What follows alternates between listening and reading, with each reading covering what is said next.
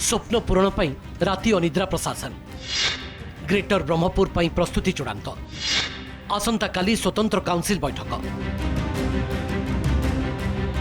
मुख्यमंत्री ग्रेटर ब्रह्मपुर घोषणा पर तत्परता देखाई सरकार नगर उन्नयन विभाग पंचायतराज विभाग को प्रस्ताव पठाइबा परे ड्राफ्ट मैप एवं प्रेस रिजोल्यूशन मगा जाइछि।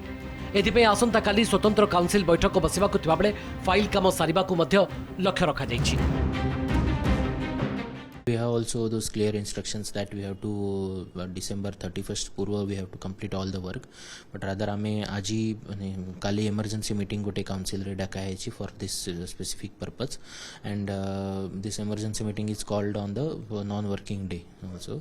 That's why we are hoping that our सब paperwork will be ready in time for the department to take decision comfortably से तेरे decision नहीं पारिबे।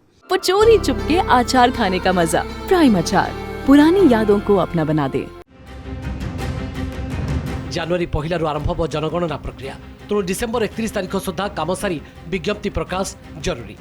पंचायत मिश्रण पर महानगर निगम वर्धित सीमा निर्धारण यह पूर्व न सरिले समस्या।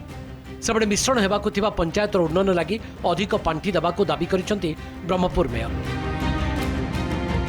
Panchayat Raj department urban minister लिखुन अर्बन मिनिस्टर पंचायत राज ए दी जनकर मझी छंदी रे बर्तमान ब्रह्मपुर भाग्य बर्तमान छंदी हो जाइए।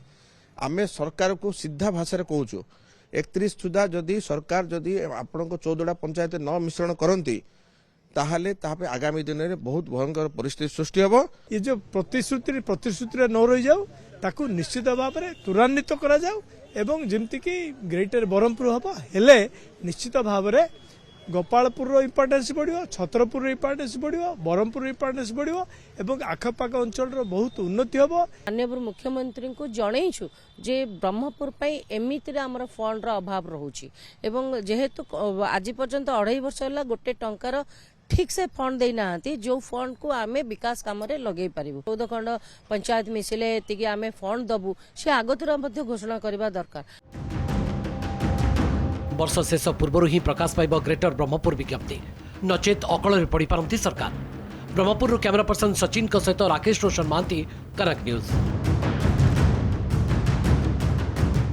वो चोरी चुपके अचार खाने का मजा और माँ की वो खट्टी मीठी डांट, लगे जैसे कल की ही बात हो।